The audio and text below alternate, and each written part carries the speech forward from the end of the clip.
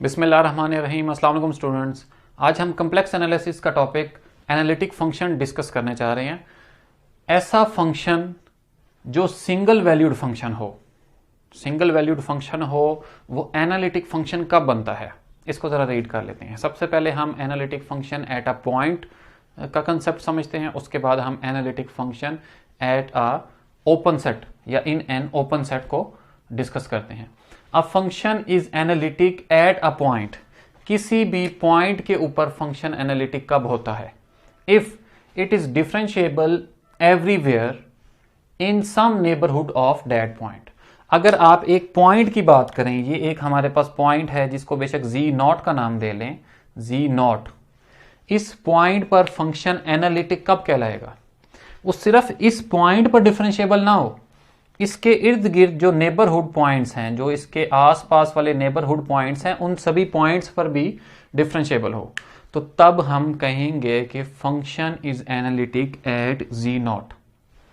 अगर z not पे वो डिफरेंशिएबल है, ये जी नॉट पॉइंट है, इस पे डिफरेंशिएबल है, इस पे इसका डेरिवेटिव एग्जिस्ट करता है, लेकिन इसके इर्द गिर्द जो नेबरहुड्स हैं उन पॉइंट्स पर इसका डेरिवेटिव एग्जिस्ट नहीं करता, तो हम ये तो कह सकते हैं कि f of z is differentiable at z naught, but f of z is not analytic at z naught।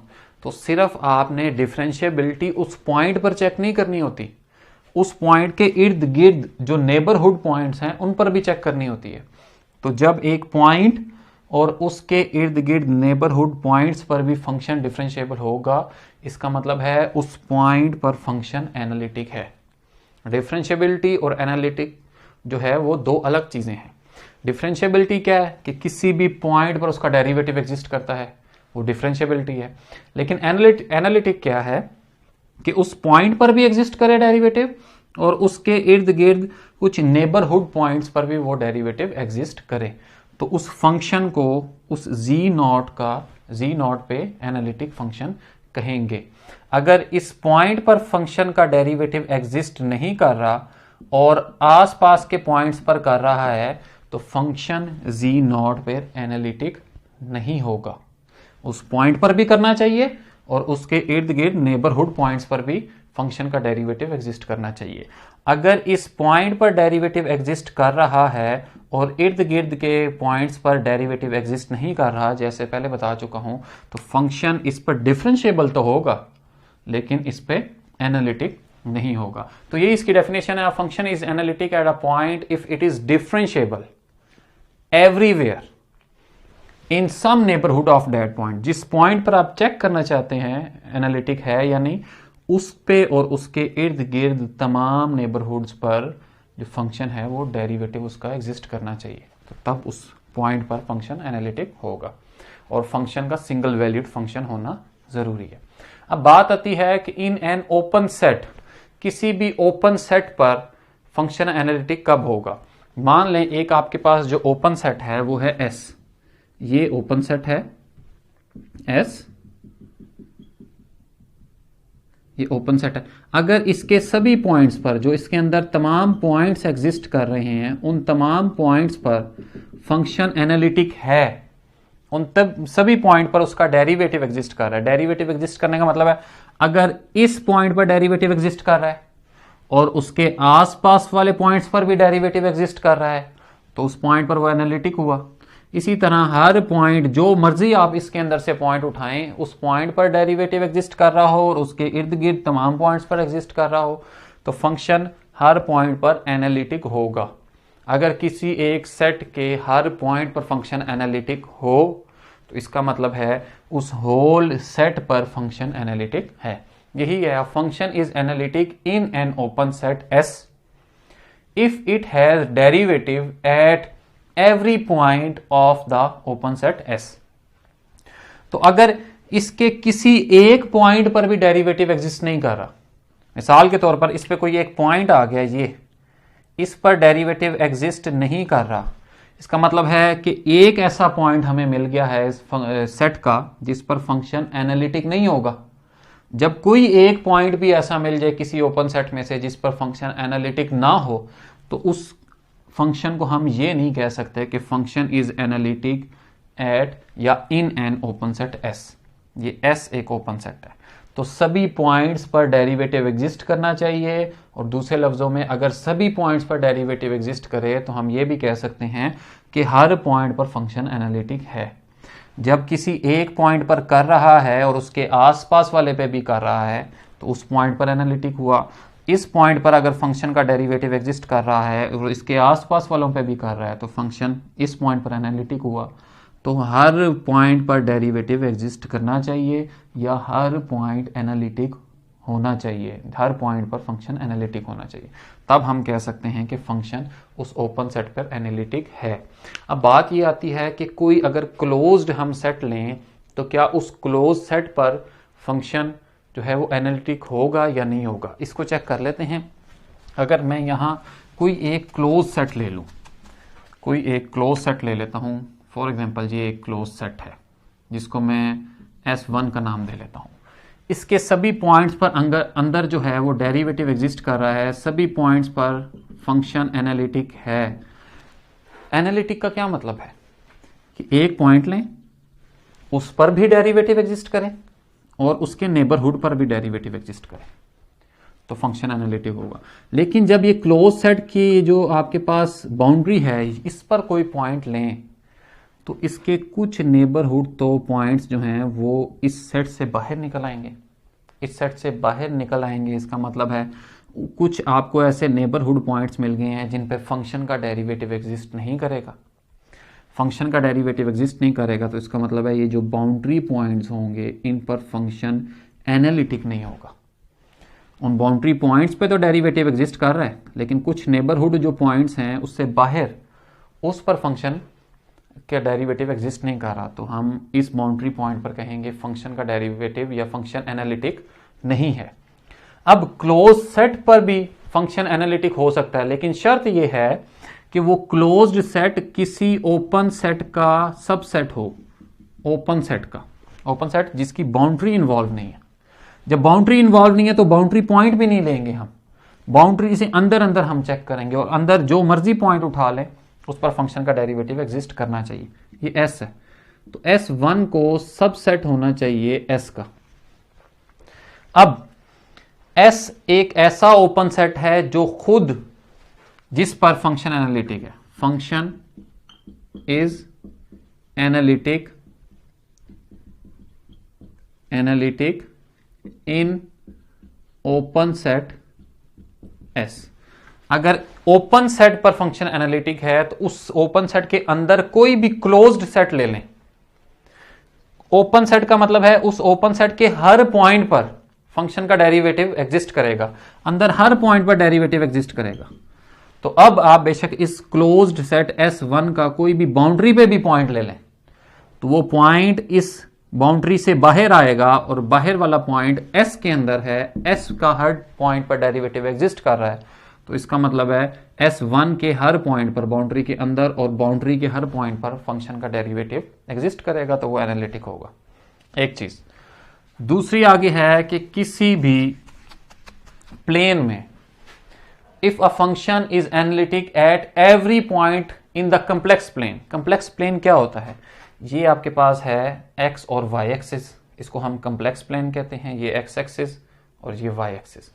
अगर x और y एक्सिस के हर पॉइंट पर, हर कम्प्लेक्स नंबर पर कोई भी पॉइंट यहां से उठा लें, फर्स्ट सेकंड थर्ड क्वाड्रेंट में x एक्सिस के ऊपर, y एक्सिस के ऊपर, ओरिजिन पे कोई भी पॉइंट उठा लें, अगर हर पॉइंट पर फंक्शन का डेरिवेटिव एग्जिस्ट कर रहा है, हर पॉइंट पर फंक्शन एनालिटिक है, तो इसका मतलब है इस पूरे कम्प्लेक्स प्लेन पर, पूरे एंटायर कम्प्लेक्स प्लेन पर फंक्शन एनालिटिक होगा।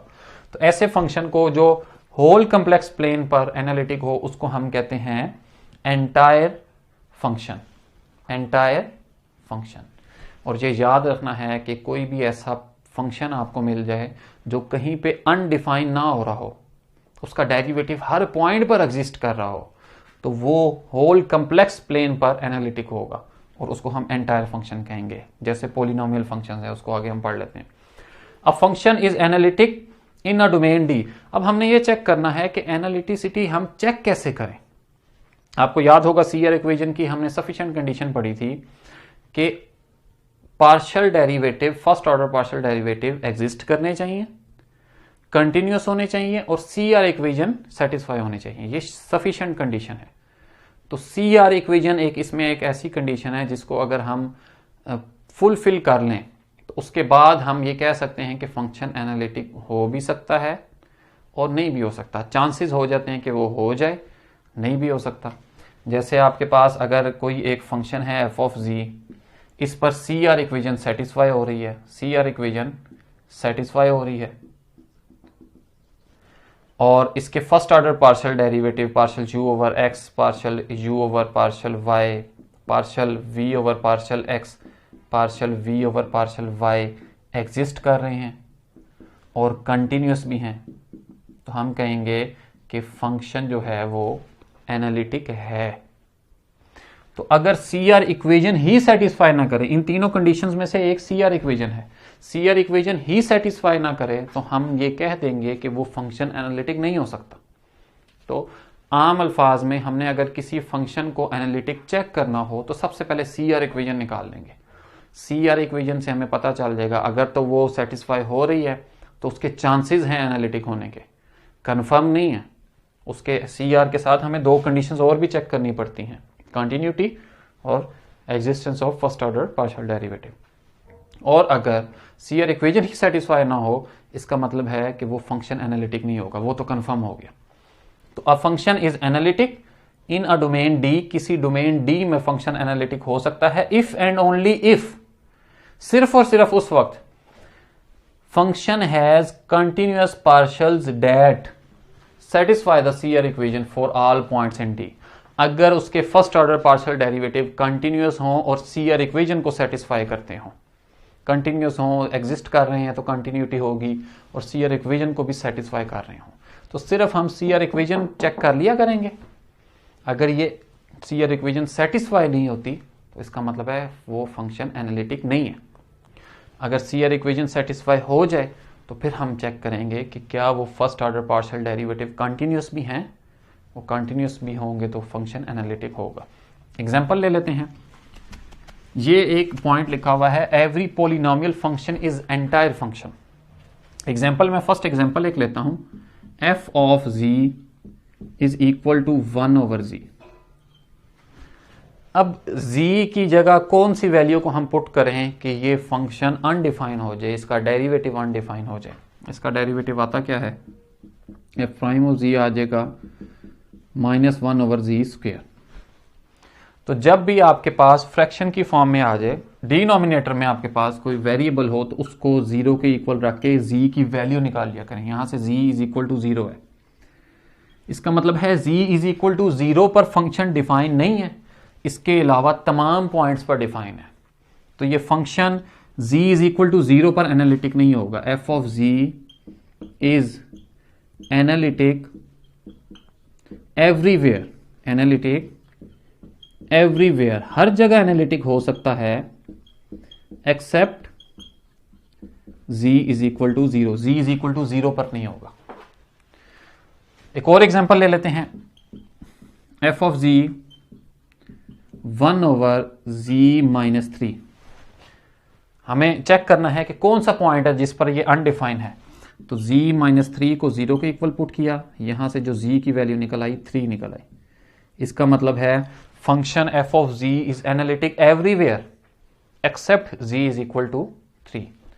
तो इसको एंटायर फंक्शन नहीं कह सकते। एंटायर फंक्शन की डेफिनेशन है कि वो होल कम्प्लेक्स प्लेन पर डिफरेंशिएबल हो, होल कम्प्लेक्स प्लेन पर एनालिटिक हो। तो इसमें से होल कम्प्लेक्स प्लेन में से एक पॉइंट 0 निकल आया और दूसरा पॉइंट 3 निकल आया, तो इन पर फंक्शन एनालिटिक नहीं है। तो ये दोनों फंक्शन, एक 0 पर एनालिटिक नहीं है, दूसरा 3 पर एनालिटिक नहीं है। कोई पॉलिनोमियल फंक्शन की एक एग्जांपल ले लेते हैं। पॉलिनोमियल फंक्शन कौन सा है, जस्ट जो फ्रैक्शन की फॉर्म में ना हो। f of z is equal to z square plus 3z। कोई पॉइंट ऐसा कम्प्लेक्स प्लेन में से बता दें कि जो इसमें पुट करें तो ये फंक्शन एग्जिस्ट ना करता हो, ये फंक्शन अनडिफाइन आ जाए। इसका बेशक आप डेरिवेटिव भी ले लें। डेरिवेटिव क्या आएगा, 2z प्लस 3। कोई पॉइंट ऐसा नहीं है। इसका मतलब है होल कम्प्लेक्स प्लेन पर ये फंक्शन एनालिटिक होगा। इसका डेरिवेटिव जब पूरे कम्प्लेक्स प्लेन पर एग्जिस्ट कर गया, तो जिस पॉइंट पर डेरिवेटिव एग्जिस्ट कर रहा है उसके आसपास वालों पे भी तो कर रहा है। ये एक्स और वाई एक्सिस है, अगर इस पॉइंट पर कर रहा है तो इसके आसपास वालों पे भी करेगा, क्योंकि कहीं पे भी ये अनडिफाइंड नहीं है, तो इस पॉइंट पर एनालिटिक होगा। कोई और पॉइंट ले लें, इसके आसपास वालों पे भी कर रहा है, कहीं पे भी अनडिफाइंड नहीं है, एनालिटिक हर पॉइंट पर एनालिटिक है। हर पॉइंट के नेबरहुड पर भी डेरिवेटिव एग्जिस्ट कर रहा है और उस पर भी एग्जिस्ट कर रहा है, तो ये एनालिटिक है। तो होल कम्प्लेक्स प्लेन पर ये एनालिटिक हुआ। इसका मतलब है ये f of z entire function है जो कहीं पर भी अनडिफाइंड नहीं होता। को पोलिनोमियल फंक्शन जो है वो एंटायर फंक्शन कहलाता है, जो फ्रैक्शन की फॉर्म में ना हो। F of ji is equal to mod of z का स्क्वायर। अब चेक कर लेते हैं कि ये जो है वो किस पॉइंट पर एनालिटिक है, या एनालिटिक है भी या नहीं है, या इसका डेरिवेटिव एग्जिस्ट कर रहा है। याद रहे कि किसी एक पॉइंट पर डेरिवेटिव एग्जिस्ट करे और उसके आसपास वालों पर ना करे तो फंक्शन उस पॉइंट पर एनालिटिक नहीं होगा, जस्ट डेरिवेटिव उसका एग्जिस्ट करेगा। तो इस एफ ऑफ जी को हम लिख सकते हैं u प्लस आयोटा वी। मैंने आपको बताया था एनालिटिक फंक्शन चेक करने के लिए हम जस्ट सी आर इक्वेशन निकाल लिया करेंगे।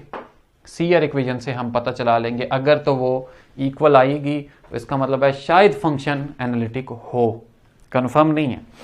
तो u plus iota v is equal to z हमारे पास होता है x प्लस आयोटा वाई, उसका मॉड लें तो हो जाएगा x square plus y square का स्क्वायर रूट, और ऊपर क्या ले लेना है, स्क्वायर। तो यहां से u प्लस आयोटा वी किसके इक्वल आ गया, x square plus y square. Real part क्या है, अब यहां कोई भी आपके पास इमेजिनरी पार्ट नहीं, हम इस यहां जीरो आयोटा लिख सकते हैं। u रियल पार्ट इक्वल आ गया x square plus y square के, और v इक्वल आ गया जीरो के।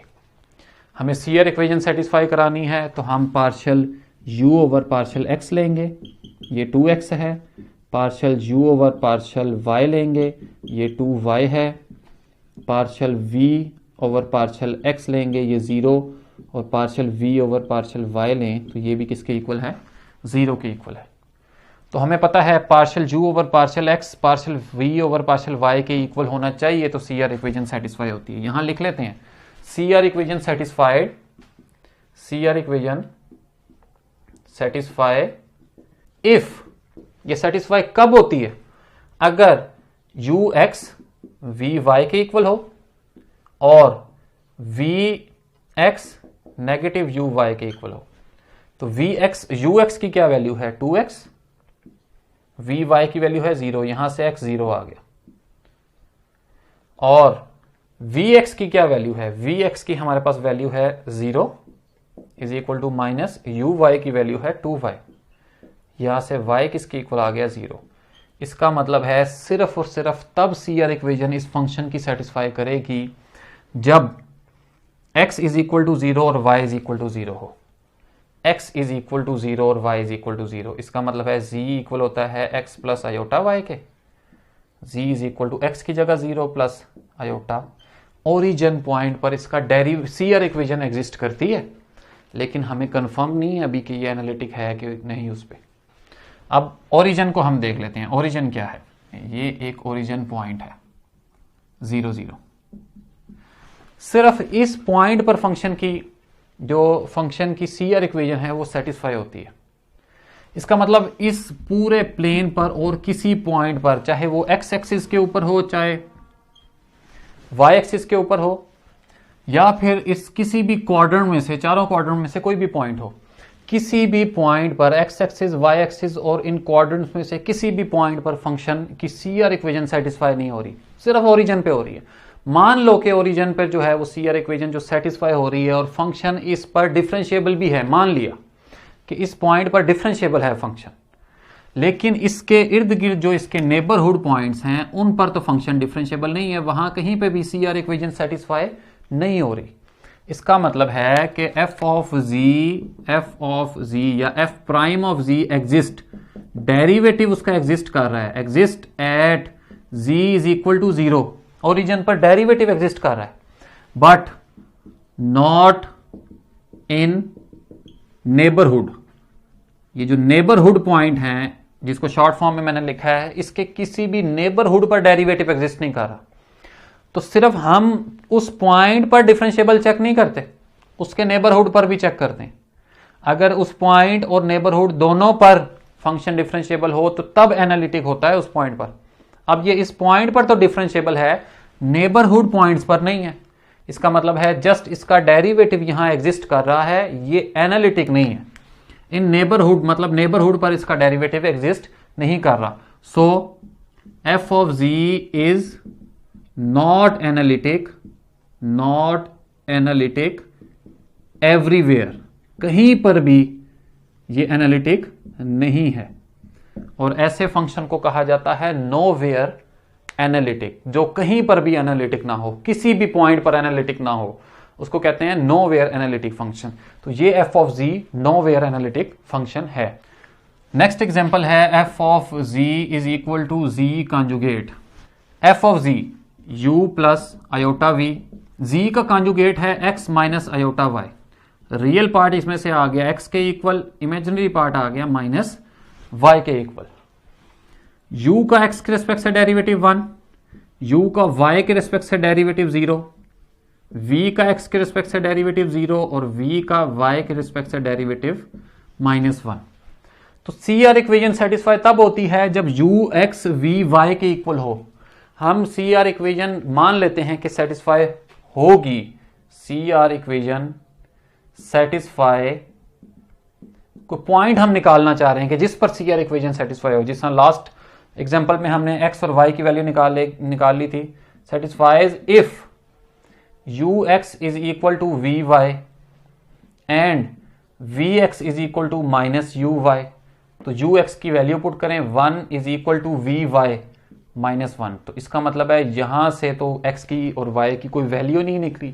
यहां पे vx आपके पास क्या है 0 और नेगेटिव uy क्या है 0, 0 is equal to 0।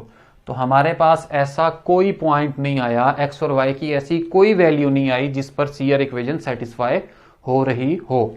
तो यहां x और y की कोई वैल्यू हम निकालना चाहते तो वो नहीं निकल रही। इसका मतलब है ये किसी भी पॉइंट पर डिफरेंशिएबल ही नहीं है, किसी भी पॉइंट पर CR इक्वेशन ही सेटिस्फाई नहीं हो रही। तो इसका मतलब है ये function f of z is equal to z conjugate is nowhere analytic function, ये कहीं पर भी एनालिटिक नहीं है। नेक्स्ट जो हम एग्जांपल लेने लगे हैं F of ji is equal to x cube y square. यहां u plus iota v is equal to x cube y square plus 0 iota.